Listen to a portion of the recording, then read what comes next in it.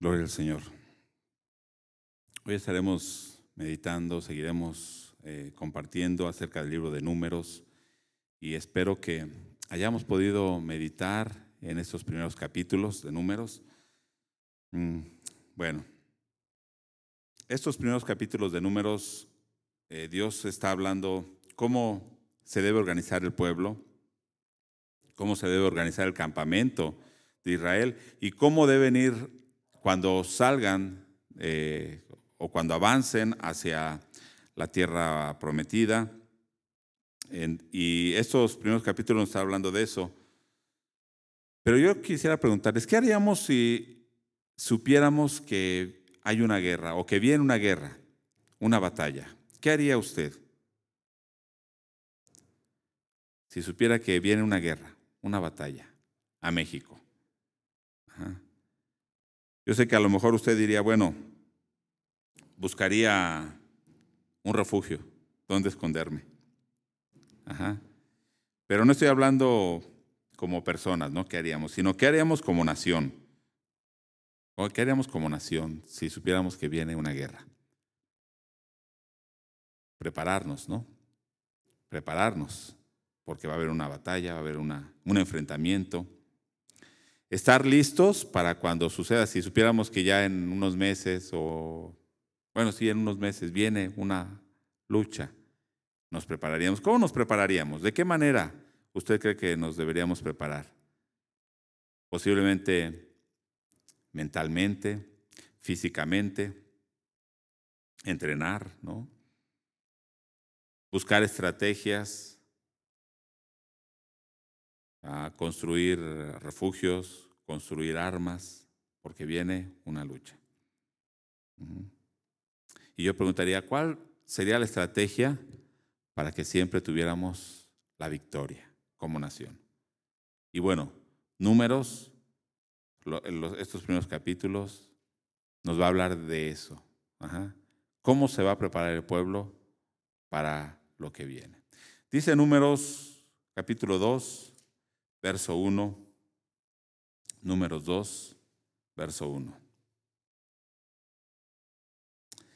Habló Jehová a Moisés y a Aarón diciendo: los hijos de Israel acamparán cada uno junto a su bandera, bajo las enseñas de las casas de sus padres, alrededor del tabernáculo de reunión, acamparán. Dios morando en medio de su pueblo. Vamos a orar. Padre, en esta hora pedimos, oh Dios, que tu palabra pueda llegar a nosotros, que sea tu Espíritu Santo hablándonos. Tú conoces nuestra vida, conoces cada uno de los que estamos aquí, también cada uno de los hermanos que ahora están en línea. Tú les conoces, oh Dios. Algunos están aquí cerca, otros lejos, pero Señor, tú estás con cada uno de ellos. Tu presencia está con cada uno de ellos. Pedimos, oh Dios, que en esta hora sea tu palabra, una palabra que caiga en un corazón humilde, un corazón que pueda dar fruto, Señor. Que tu palabra sea esa palabra de edificación, pero también de confrontación, oh Dios, a nuestras vidas. Ponemos ese tiempo en tus manos, orando en el nombre de Jesús. Amén. Bueno, vamos a estar meditando, y no solamente el día de hoy, sino si usted va leyendo el libro de Números, va a ver qué es lo que el pueblo necesita para que siempre pueda obtener la victoria. Cuando decimos que Israel estuvo 40 años en el desierto, sí lo sabemos, ¿verdad? Después de que salió de Egipto y antes de llegar a la tierra prometida, a la tierra de Canaán, estuvo 40 años en el desierto. Cuando decimos, bueno, Israel pasó 40 años en el desierto, en realidad es el libro de Números que va a narrar la mayor parte de ese tiempo que estuvo en el desierto, porque el libro de Éxodo narra desde que salen de Egipto hasta donde termina la narración del libro de Éxodo, solamente un año. Ajá. Claro, al principio los primeros capítulos de Éxodo sí narran, no sé, alrededor de 80 años, ¿no? Desde un poco más de 80 años, desde que nace Moisés hasta que sale el pueblo de Egipto, poco más de 80 años es el tiempo que transcurre. Pero ya de que salen de Egipto, un año va a narrar el libro de Éxodo y lo demás, casi 39 años, poquito, unos meses menos de 39 años, narra el libro de Números. Entonces, cuando hablamos de esos 40 años en el desierto, debemos ir al libro de Números para saber lo que sucedió en esos 40 años. ¿Sí? Recordemos que en Éxodo, cuando salen, llegan hasta el Sinaí y Dios hace un pacto con el pueblo de Israel ahí en el Sinaí. Dios les da sus mandamientos y la mayor parte del libro de Éxodo va a narrar la construcción del tabernáculo. Pero aquí en Números ya está el tabernáculo, ya llegaron al Sinaí. Si usted va a Éxodo 19, verso 1 y 2, nos dice cuándo llegaron al Sinaí, en Éxodo 19. Dice que llegaron al Sinaí en el mes tercero, en el primer día del mes tercero. Ajá. O sea que han pasado 2 meses. O sea, si usted piensa en el mes tercero, vamos a pensarlo en nuestro calendario, sería el mes de marzo, ¿no? No es el mes de marzo, pero pensemos en nuestro calendario. Enero es el primer mes, febrero el segundo mes, marzo el tercer mes, el primer día de marzo, ¿no? Supongamos, llegan al Sinaí. ¿Cuántos meses han pasado? Pues nada, se han pasado 2 meses, enero y febrero, ¿no? Han transcurrido, ha comenzado el tercer mes. Bueno, ¿por qué digo esto? Porque llegaron ahí, al monte Sinaí, en el mes tercero. Y si vamos al libro de Números, Números capítulo 1, verso 1,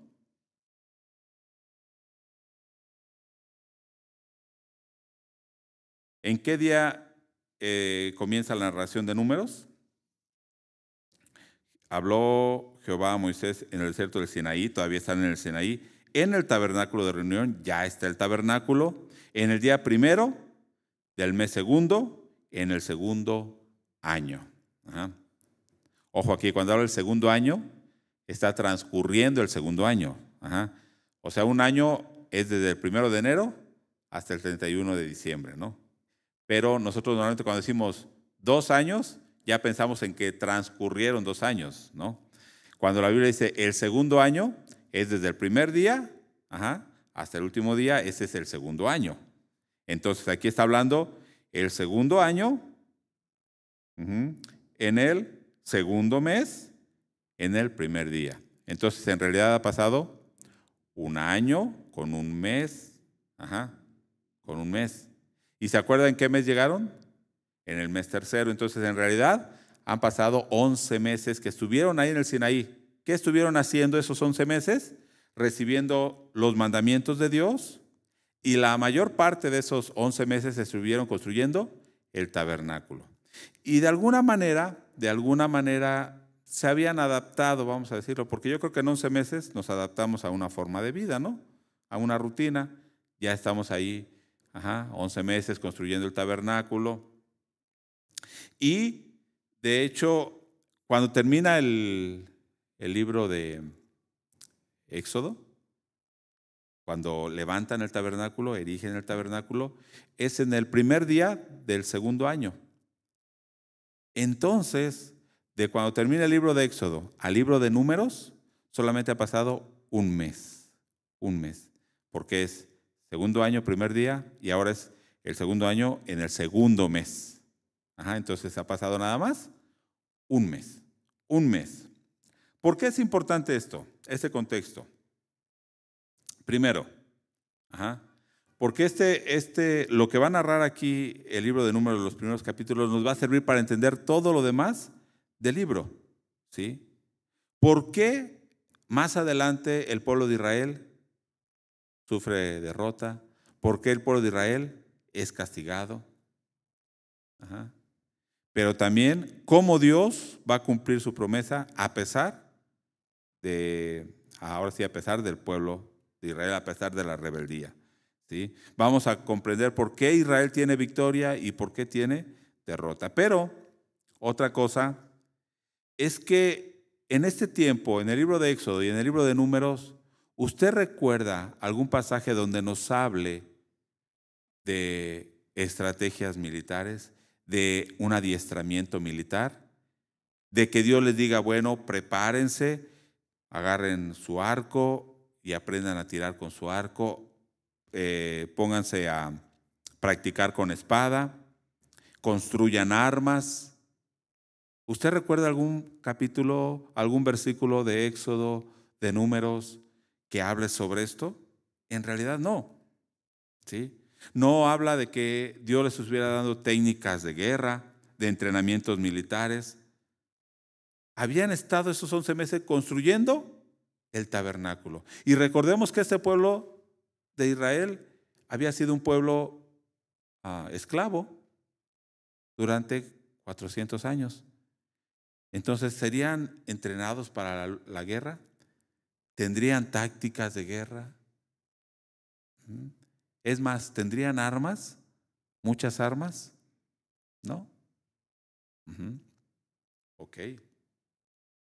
Entonces, esto nos lleva a pensar que en realidad lo que Dios está haciendo, el preparativo que Dios está haciendo para su pueblo, no es humano, no es militar, no es con fuerza humana, ¿sí? De hecho, en esos capítulos, del capítulo 1 al capítulo 10, habla de cómo se están preparando. Siguen estando ahí en el Sinaí. Y ya en el capítulo 10 salen del Sinaí. ¿Hacia dónde?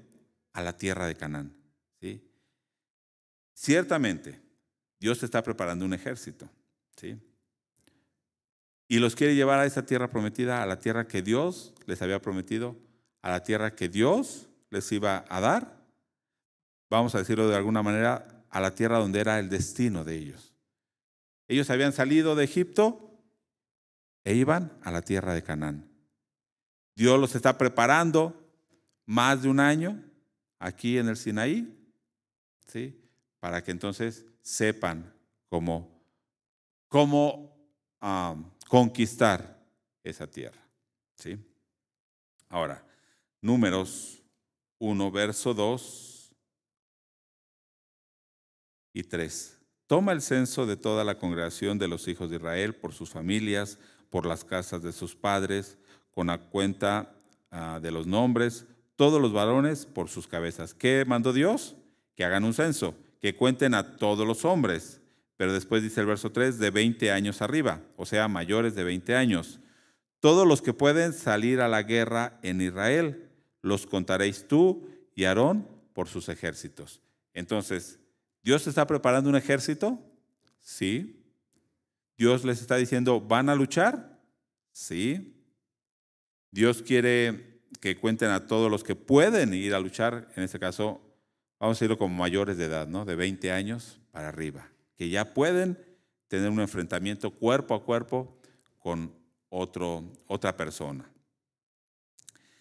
Es claro que Dios está preparando su ejército, pero entonces nos surge la pregunta, ¿para qué un ejército? Y yo sé que podemos decir, bueno, pues para conquistar la tierra de Canaán. Algunos, de hecho algunos comentaristas dicen, bueno, es que para saber con cuántas personas contaban para la guerra. Y podemos pensar, bueno, posiblemente, pero ¿será que Dios no sabía cuántas personas había? Sí. A lo mejor otros dicen, bueno, para que vieran cuál era su fuerza militar. ¿Por qué? Porque iban a llegar a la tierra de Canaán y tendrían un enfrentamiento, entonces ellos debían saber cuál era su fuerza militar. Tendrían que conquistar la tierra.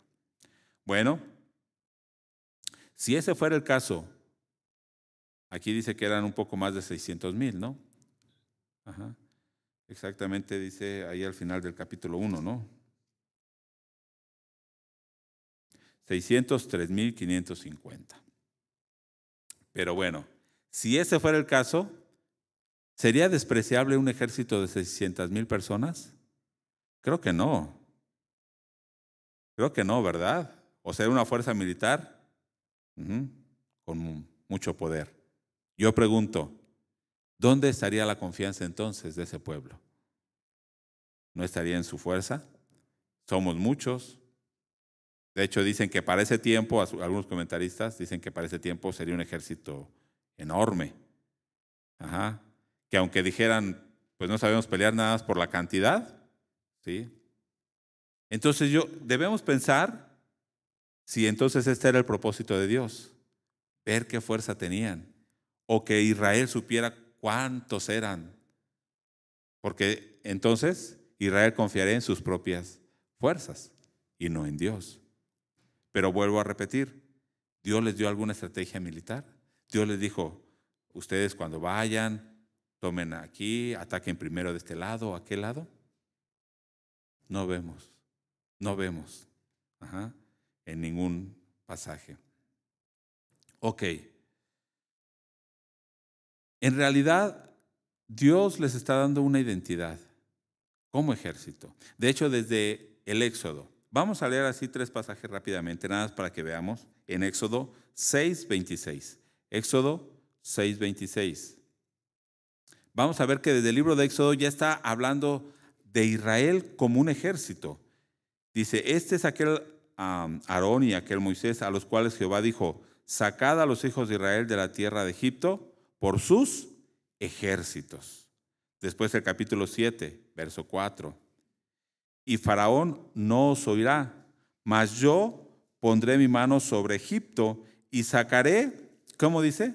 A mis ejércitos, mi pueblo, los hijos de Israel de la tierra de Egipto, con grandes juicios. ¿Qué iba a sacar Dios de allá? A su ejército. Después 12:51, ahí de Éxodo, 12:51. Cuando ya salen de Egipto. Y en aquel mismo día sacó Jehová a los hijos de Israel de la tierra de Egipto por sus ejércitos. ¿Qué identidad tenía este pueblo? Que eran un ejército. Pero no solamente los varones de 20 años, todo el pueblo los está mencionando aquí en Éxodo como el ejército de Dios. Dios estaba formando un ejército y eso lo podemos ver ahí claramente en Números, ¿sí? Dios ahí en Números elige a líderes, jefes de cada grupo, o sea, capitanes. Pero finalmente, ¿quién era el capitán? Ajá, o el general. Dios mismo. Dios les dijo cómo debían ordenarse. Dios les dijo cómo debían marchar. ¿Sí? Bueno, más adelante, ya cuando van a tomar la tierra de Canaán o Jericó, cuando comienzan, en Josué 5, ¿se acuerda de un hombre que aparece ahí con su espada desenvainada, un ángel que ve Josué y dice que era el príncipe del ejército de Jehová? Ajá. Debemos pensar en esto. Y muchos pasajes más donde nos hablan de Jehová de los ejércitos, ¿no? Jehová Sabaoth, ¿no? Sabaoth. Jehová de los ejércitos. Me gusta mucho más adelante, en Primero de Crónicas, el primer libro de Crónicas, en el capítulo 12, en el verso 22, cuando David está allá, está huyendo, ¿se acuerda cuando está huyendo de Saúl? Y que se empieza a juntar mucha gente con él, y están en una cueva, ¿no? Y empiezan a llegar, y dice el verso 22, porque entonces todos los días venía ayuda a David, de todos lados venían a David, hasta hacerse un gran ejército, como el ejército ¿de quién? De Dios. Un ejército, un gran ejército, como ejército de Dios. Ok. Preguntamos entonces, ¿por qué la Biblia presenta al pueblo de Israel como un ejército? Ajá. ¿Por qué? Y aquí el libro de Números, regresando a pensar en el libro de Números, está presentando este ejército de Dios. Cuenten a los que pueden salir a la guerra. Ahora, ¿cuál es la batalla que ellos iban a enfrentar? ¿Cuál era la lucha que ellos iban a enfrentar? Y si vencían esa lucha, tendrían, lógicamente, la victoria. Pero estoy diciendo, una cosa es la lucha que iban a tener y otra cosa es la victoria que iban a tener sobre el enemigo, ¿eh? Son dos cosas, ¿sí? Una era la lucha que iban a tener, si podían vencer en esa lucha, iban a tener la victoria sobre el enemigo. Como ya dijimos, nuevamente vuelvo a repetir esto, no hay instrucciones de militares. ¿Cómo deben prepararse militarmente? Estrategias, no hay. ¿Sí? Iban a enfrentar a gente más fuerte que ellos, más armados, más grandes. ¿Se acuerdan que tuvieron temor? Y aquí en el libro de Números vamos a leer eso después, ¿no? Porque los vieron grandes. Pero nos está diciendo en estos primeros capítulos qué es lo que ellos debían recordar y qué es lo que debían hacer para tener siempre victoria. Si usted recuerda Éxodo 24:7, cuando están haciendo el pacto, dijimos que en Éxodo 19 llegan al monte Sinaí. Dios ahí les da los famosos 10 mandamientos y otras leyes, ¿no? Pero lo importante de esos capítulos, desde el capítulo 19 hasta el capítulo 24, es el pacto que hace el pueblo de Dios con Dios, el pueblo de Israel con Dios, ¿sí? Hacen un pacto. Y en el capítulo 24, verso 7, dice algo bien importante. Y tomó el libro del pacto y lo leyó a oídos del pueblo, el cual dijo, o sea, el pueblo que dijo, ¿qué dijo? Haremos todas las cosas que Jehová ha dicho y obedeceremos. Aquí está la estrategia que ellos necesitaban. Aquí está la lucha en donde ellos debían vencer. Y venciendo aquí, ellos tendrían la victoria en cualquier batalla contra el enemigo. ¿Sí? En realidad la lucha era contra ellos mismos, si obedecerían o no a la voz de Dios. La obediencia a Dios, ¿qué garantizaba? La victoria, ¿cierto? Y la desobediencia, ¿qué traería? Derrota. ¿En qué debían preocuparse ellos? Dios aquí nunca les dijo prepárense así, nada más les dijo obedézcanme y yo les voy a dar la tierra. ¿Sí? Un ejército, somos un ejército. ¿Cómo debemos prepararnos? Debemos pensar estrategias. ¿Cómo ganar al mundo para Dios? Posiblemente sí, debemos tener estrategias. Pero ¿dónde está la lucha?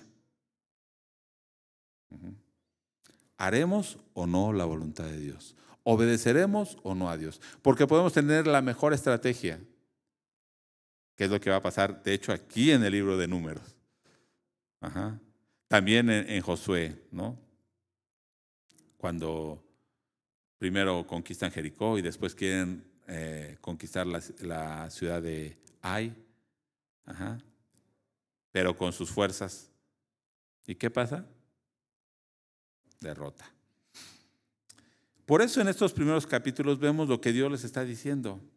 ¿Qué es lo que ellos deben hacer? ¿Cómo deben vivir? ¿Cómo deben avanzar? ¿Y cuál es el lugar que Dios debe tener en medio del pueblo? ¿Sí? ¿Cuál era el lugar que Dios debía tener en medio del pueblo? Ahorita lo vamos a ver en el siguiente punto. Pero déjenme terminar este punto del ejército. Ya vimos y podemos decir, bueno, ciertamente Israel era un ejército, debía luchar. Y tuvieron una lucha. ¿Y dónde eran vencidos ellos? En esa lucha interna. Que si querían comer cebollas y carne, ¿cierto o no? Que tenían miedo de enfrentarse al enemigo. ¿Cuántas veces hemos tenido miedo? Cuando vienen situaciones difíciles. Tenemos miedo y a veces ahí caemos. ¿Cuántas veces nuestra necesidad nos hace pecar? Y es donde ellos eran vencidos. En 2 de Corintios, vea lo que dice Pablo en 2 de Corintios capítulo 10. Aquí vamos a ver claramente cuál es la batalla que Pablo está diciendo ya en la iglesia. Pues andamos, dice Reina Valera, pues aunque andamos en la carne, no militamos según la carne. Está hablando ya de un ejército, ¿no? De militares. No luchamos según la carne, porque las armas de nuestro ejército no son carnales, sino poderosas en Dios para la destrucción ¿de qué? De fortalezas. Ahora, ¿qué fortalezas? ¿Qué fortalezas? ¿Esas armas son poderosas para destruir? Fortalezas. ¿Qué fortalezas? Las fortalezas del enemigo. Los hombres fuertes que se levantan. Fíjese, ¿qué sigue diciendo? Ahí mismo. Derribando, fíjese cuáles son las fortalezas. Argumentos. ¿Y qué más? Toda altivez que se levante contra el conocimiento de Dios. ¿Y dónde se levantan esos argumentos y esa altivez? ¿No en nosotros mismos? En nuestra mente. Sigue diciendo. Y llevando cautivo, ¿qué? Todo pensamiento a la obediencia a Cristo. Y estando prontos para castigar toda desobediencia cuando vuestra obediencia sea perfecta. ¿Dónde están esas fortalezas que se levantan? ¿Y dónde vamos a derribar esas fortalezas? ¿No en nuestra mente? ¿No nuestros deseos que se oponen a la voluntad de Dios? Este mismo pasaje lo voy a leer en una traducción viviente. Dice, somos humanos, pero no luchamos como lo hacen los humanos. ¿O luchamos como lo hacen ellos? No. Usamos las armas poderosas de Dios, no las del mundo, para derribar las fortalezas del razonamiento humano y para destruir argumentos falsos. Destruimos todo obstáculo de arrogancia que impide que la gente conozca a Dios, capturando los pensamientos rebeldes y enseñamos a las personas a obedecer a Cristo. Y una vez que ustedes lleguen a ser totalmente obedientes, castigaremos a todo el que siga en desobediencia. Ajá. ¿Dónde está esa lucha? ¿Dónde está esa lucha, hermanos? ¿La lucha es externa? Ajá. Sí habrá luchas externas, claro. Pero esas luchas externas, si hemos vencido en nuestras luchas internas, Dios se encargará. Porque no son nuestros enemigos, son los enemigos de Dios. Todo lo externo. Pero donde realmente luchamos y donde muchas veces somos vencidos, es en esas luchas internas. Y este era el ejército. Este era el ejército que Dios quería preparar. De hecho, si usted va a Apocalipsis, en el mensaje a las iglesias, hay una frase que se repite en todas. Al que venciere, al que venciere, al que venciere. En todas las iglesias, ese es el mensaje. ¿Qué les está diciendo? Van a tener luchas y deben vencer. Los que han vencido, dice ahí en Apocalipsis, les voy a dar esta herencia, ¿no? Los voy a hacer, no sé, les voy a dar la corona de vida. Los voy a hacer columna en el templo. Les voy a dar del árbol, de la vida, etcétera. En realidad está hablando de la salvación. Van a estar en mi presencia, los que vencieren. ¿Y qué es vencer? Los que se han mantenido ahí en Apocalipsis, de hecho, ahí en Apocalipsis es los que se han mantenido fieles a Dios, a pesar de ¿qué? De las adversidades, de las luchas, de las tribulaciones, a pesar de que los estaban persiguiendo, a pesar de que habían perdido todo lo material, incluso que podían perder la vida. ¿Y Dios qué les dice? Al que venciere. Al que venciere. Lo único realmente importante, hermanos,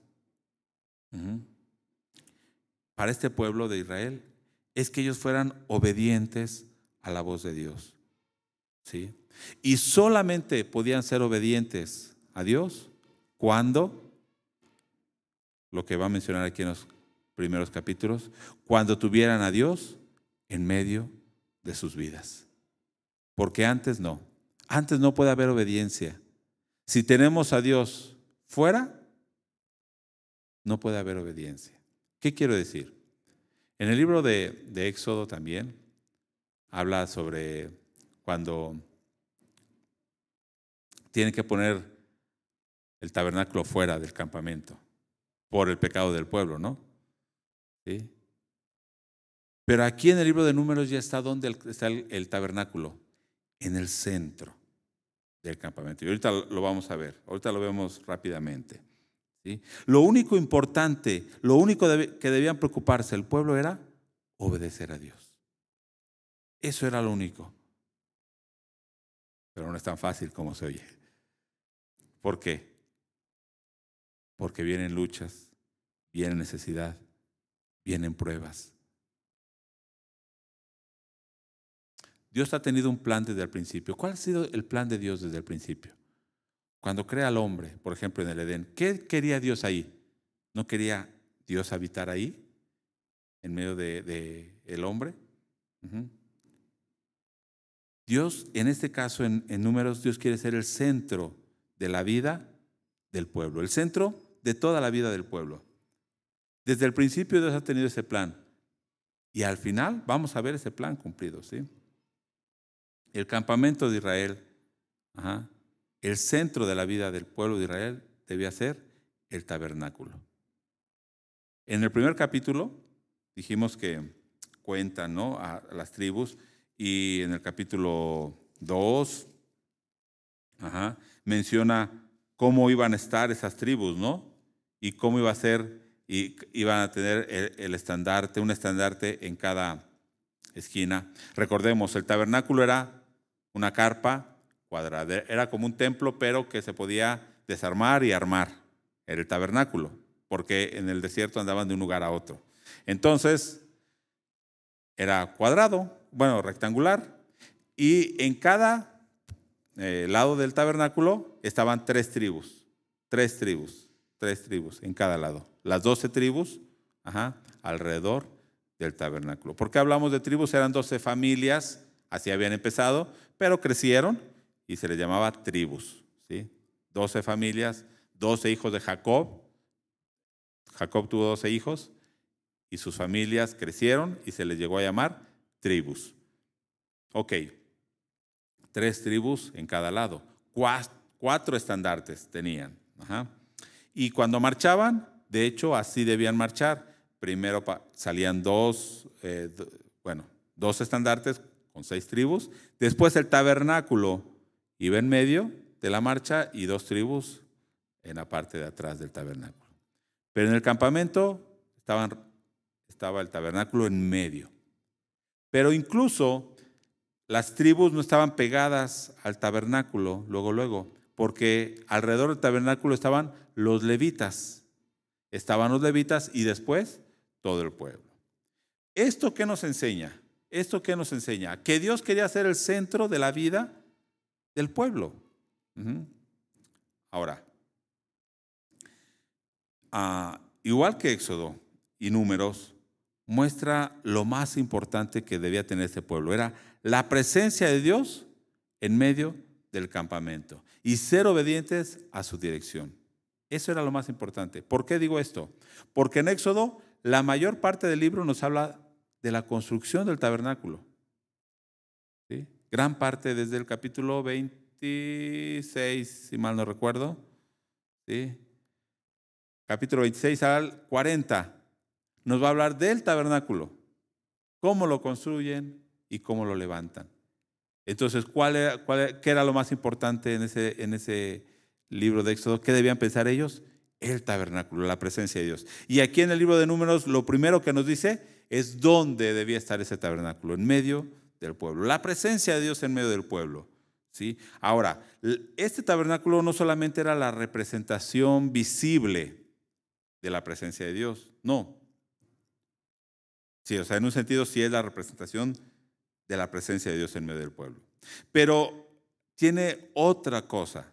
Estaba representando el gobierno de Dios sobre su pueblo. Porque si usted recuerda en Éxodo 25, en el versículo 22, fíjese cómo dice.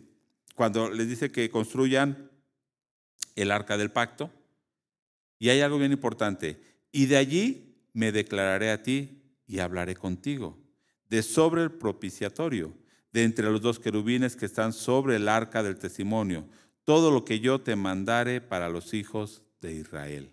¿Cuál era el propósito del arca, del cofre sagrado? Dios se iba a revelar ahí.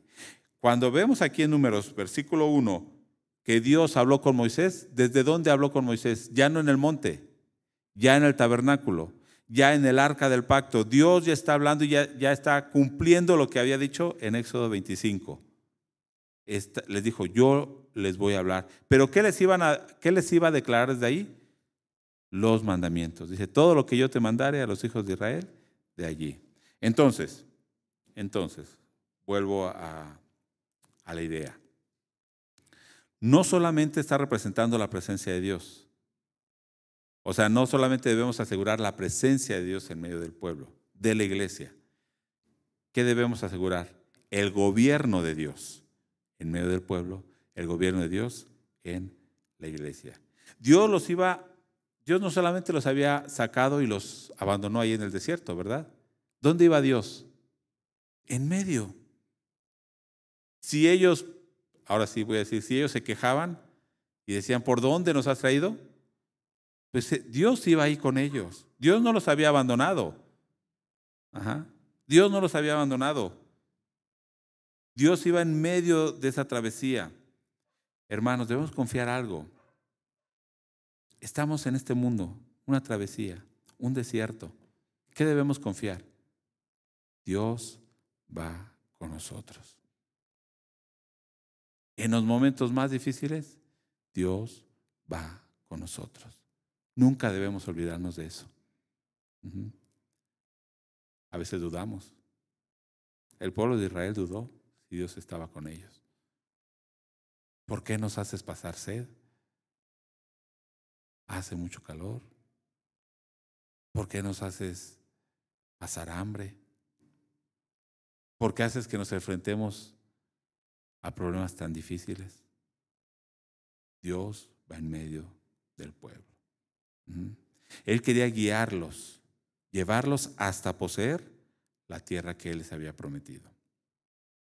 Entonces, toda la vida del pueblo debía girar alrededor del tabernáculo. La política, la vida social, la vida religiosa, la vida familiar, la vida moral. Todo debía girar alrededor del tabernáculo, de la guía de Dios y de los mandamientos de Dios. Toda la vida. Entonces, este pueblo, estos primeros capítulos nos habla de qué es lo que ellos debían preocuparse. Si querían tener victoria, un ejército, un gran ejército, no deberían preocuparse en qué armas iban a usar. Lo único que debían preocuparse es que Dios habitara en medio de ellos y que ellos obedecieran su voz. Dejar que Él los guiara. De hecho, aquí en Números nos dice, en estos capítulos hay algo curioso, porque nos dice que iban 6 tribus adelante, después el tabernáculo y después 6 tribus atrás. Pero más adelante, cuando salen, en realidad el tabernáculo va al frente y los va guiando. Ahí hay un cambio de colocación cuando ya salen en el capítulo 10. Pero bueno, ¿qué debían preocuparse? Nada más dejarse guiar por Dios. Dejar que los guiara. Y ellos iban a tener la victoria. Ahora, quiero que pensemos en Juan, capítulo 1, verso 14. ¿Recuerda Juan 1:14? ¿Qué dice? Aquel verbo, hablando de Jesucristo. Aquel verbo fue hecho carne. Se hizo hombre, encarnó. Pero hay algo que dice, y habitó entre nosotros. Y vimos su gloria. Gloria como del unigénito del Padre, lleno de gracia y de verdad. Pero esta palabra, y habitó entre nosotros, ¿sí? Skeno es la palabra en griego. Skeno. Es un verbo. Habitó entre nosotros. ¿Sabe cuál es el significado literal de esta palabra? Es que Él extendió su tabernáculo. Él puso su tabernáculo entre nosotros. Entonces, y aquel verbo, Jesucristo, fue hecho carne y puso su tabernáculo entre nosotros. Y vimos su gloria, gloria como del unigénito, del Padre, lleno de gracia y de verdad. ¿No le recuerda al pueblo cuando veían la gloria de Dios descendiendo en el tabernáculo? Pero ahora en el Nuevo Testamento, ¿quién trajo esa presencia de Dios a nosotros Jesucristo. Ese tabernáculo, esa presencia de Dios, Emmanuel, Dios con nosotros, Jesucristo. Entonces, pensando también un poquito más adelante en Apocalipsis, capítulo 4 y 5, cuando habla de una alabanza gloriosa, una alabanza suprema, celestial, habla que Dios y el Cordero están en medio, Dios sentado en su trono, y están los 4 seres vivientes que representan toda la creación, y están los 24 ancianos, todo el pueblo de Dios, y están millones de ángeles alrededor. Y en el capítulo 7 dice que una multitud que no se podía contar alrededor del Cordero. ¿Y qué están haciendo? Adorando a Dios, alabándole y sirviéndole. Este mismo propósito que Dios tuvo desde el principio en Apocalipsis lo vemos realizado. Dios en medio y el pueblo alrededor. Teniendo Dios el gobierno y su pueblo sirviéndole y adorándole. Sí, voy a leer Apocalipsis 1, verso 20. Esto sí quiero leerlo, Apocalipsis 1, verso 20.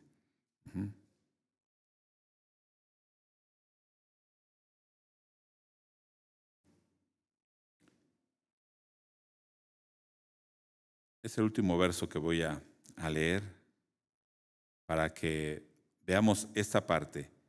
El misterio de las 7 estrellas que has visto en mi diestra y de los 7 candeleros de oro. Aquí va a decir qué simbolizan. Las 7 estrellas son los ángeles de las 7 iglesias. O sea, están representando a las iglesias mismas. Y los 7 candeleros que has visto son las 7 iglesias. Ok. Pero siga leyendo capítulo 2, verso 1. Escribe al ángel de la iglesia en Éfeso, el que tiene las 7 estrellas en su diestra. ¿Qué tiene? Las 7 estrellas. Ajá. El que anda en medio de los 7 candeleros de oro, dice esto. ¿Qué está diciendo aquí? Está hablando Jesucristo. ¿Qué está diciendo? ¿Dónde está Él? En medio de la iglesia. O sea, la presencia de Dios, la presencia de Jesucristo, ¿dónde está? ¿Dónde debe estar? En medio de la iglesia. No ser como la iglesia, ¿cuál es la iglesia de... ahorita le digo. En el capítulo 3, ¿no? De la Odisea, creo que es, ¿no? Sí, de la Odisea, en el versículo 20, ¿dónde tenían a Dios? Fuera. Dice, aquí yo estoy a la puerta y llamo. ¿Dónde estaba Dios? Fuera de la iglesia. No, la presencia de Dios debe estar en medio, o está en medio de su iglesia. Iba a hablar algo de los levitas, pero no hablaré de los levitas. Espero que alguien más toque el tema de los levitas. ¿Sí? Solamente una cosa. Voy a mencionarlo como dato. Ya en el capítulo 3, cuando comienza a hablar de los levitas, dice algo, que murieron 2 personas, Nadab y Abiú, 2 levitas y sacerdotes, hijos de Aarón. ¿Por qué? Porque ofrecieron un fuego extraño delante de Dios, algo que Dios no les había mandado. Ojo, dice, había un gran privilegio en los levitas, dice que ellos iban a estar alrededor del tabernáculo y cualquier extraño, cualquiera del pueblo que se acercara al tabernáculo, ¿qué iba a pasar? Iba a morir. Pero ojo, los levitas también, si se acercaban al tabernáculo de la manera que no debían, ¿qué pasaba? También iban a morir. Vemos aquí la presencia de Dios en medio del pueblo, pero una presencia de Dios gloriosa, una santidad de Dios. Y Dios está exigiendo algo al pueblo. Únicamente oigan mi voz. y síganme. ¿Sí? No hay otra manera. Somos un ejército, hermanos. Cada día libramos, voy a decir así, una batalla. ¿Cuál es esa batalla? ¿Hacemos nuestra voluntad o la voluntad de Dios? ¿Hago lo que yo pienso o lo que Dios me ha dicho? ¿Busco mis propósitos y mis fines o los propósitos de Dios? Dios está en medio de nosotros cada día. Tenemos dudas a veces de cómo poder vivir o cómo tomar decisiones. Y a veces pensamos que nosotros tomaremos la mejor decisión. Pero no, hermanos. Debemos dejar que Dios nos guíe en esas decisiones. Porque a veces nuestros propios deseos no nos dejan hacer la voluntad de Dios. ¿Cómo respondemos, hermanos, a esa realidad de que Dios está en medio de nosotros? Que Jesucristo, dice, se está moviendo en medio de su iglesia. Dios tiene a la iglesia en sus manos. Y me viene a la mente ese himno viejo. Dios te tiene a ti y a mí en sus manos. Tiene al mundo en sus manos. ¿Cómo respondemos a esa realidad? Jesús quiere habitar en nosotros, en medio de nosotros. ¿Para qué? Para guiarnos, para tener una comunión con nosotros. Claro, para protegernos, para cuidarnos, para darnos la victoria. Las dos únicas cosas que debemos recordar es reconocer que Dios está habitando entre nosotros, asegurar que Dios habita entre nosotros siendo santos delante de Él, ¿sí? Que toda nuestra vida gire alrededor de Dios y que obedezcamos su palabra, que obedezcamos su guía. ¿Qué más necesitamos? Es eso lo que necesitamos. Póngase en pie y piense en su vida. ¿Cómo ha respondido? Usted es un ejército, somos un ejército, amén. El ejército de Dios. Somos un campamento, un pueblo de Dios. Dios quiere habitar en medio de nosotros. Oremos. Padre, en esta hora te damos gracias, oh Dios, por tu presencia. Por tu presencia en medio de tu pueblo. Nosotros somos tu ejército, pero no queremos luchar con nuestras fuerzas. No es con armas, no es con espada, no es con ejército, sino con tu Espíritu Santo en nosotros. Oh Dios, queremos doblegar nuestra voluntad a ti, nuestra vida a ti.